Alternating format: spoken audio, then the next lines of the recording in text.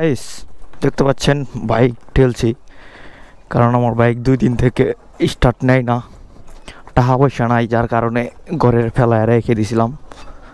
এখনও নাই টাকা, তবুও যাচ্ছি শোরুমে, দেখা যাক কি করা যায়। এটার সমস্যা হচ্ছে কার্বোরেটরের পিস্টন চলে গেছে আমার। তো কার্বোরেটর এই জন্যই আমি নিতে সবাইকে না করি, কার্বোরেটর বাইক থেকে দূরে থাকুন। কি একটা প্যারা, গতকাল রাতে এক বড় ভাই বাইক নিতে আসছিল, তো অনেকক্ষণ ধাক্কা টাক্কা দিলাম, স্টার্ট নেয় না। দ্বিতীয়ত ব্যাটারিও চলে গেছে, মানে গাড়ির ব্যাপক টাকা কাজ। তো এখন ফ্রেন্ড আসতেছে, পিছন থেকে ঠেলা দিবে, দেন শুরু হয়ে নিয়ে যাব। A few moments later. তো ভাই গাইস, এই জমি ট্রেনে আসলাম ধাক্কা দেওয়ার জন্য।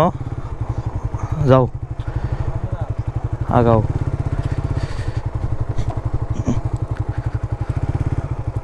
রানিং করো একটু।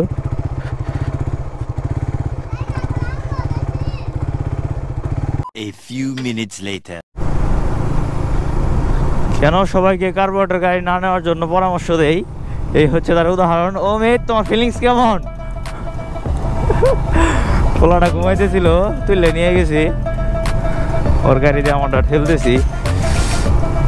কি যে প্যারা, পায়ে যে পেইন দেয়। মোটামুটি 2 কিলোমিটার বেশি হবো আমার বাসা থেকে শোরুমের দূরত্ব, প্রায় এসে পড়ছি। ঢুকাই দাও।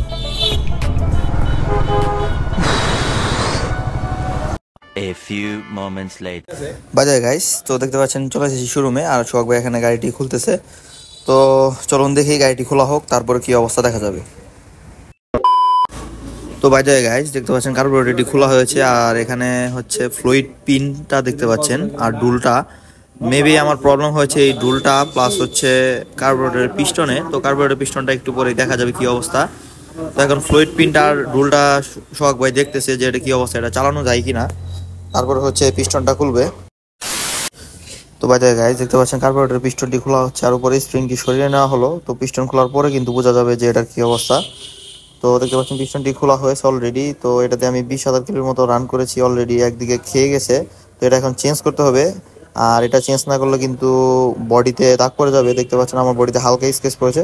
তো এখন চেঞ্জ করে দেন লাগাচ্ছি। 2000 years later.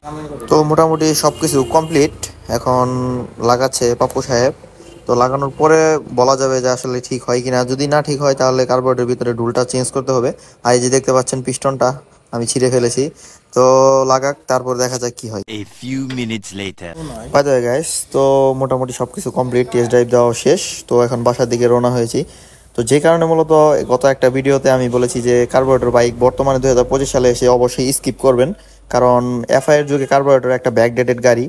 তো বাজেট বাড়ায় হলেও চেষ্টা করবেন সবসময় এফআই গাড়ি নেওয়ার জন্য। তো কার্বোরেটর থেকে দূরে থাকুন, কারণ 10-15 হাজার কিলো পরে পরে আপনার এই পিস্টনটা চেঞ্জ করতে হবে, ডুল চেঞ্জ করতে হবে, মানে কার্বোরেটর ইস্যুর আসলে এটা আর একটু পানি গেলেই প্রবলেম করে। তো যাই হোক, তো সবাই ভালো থাকবেন, সুস্থ থাকবেন, আর ভিডিওটি কেমন লাগছে অবশ্যই কমেন্টে জানাবেন।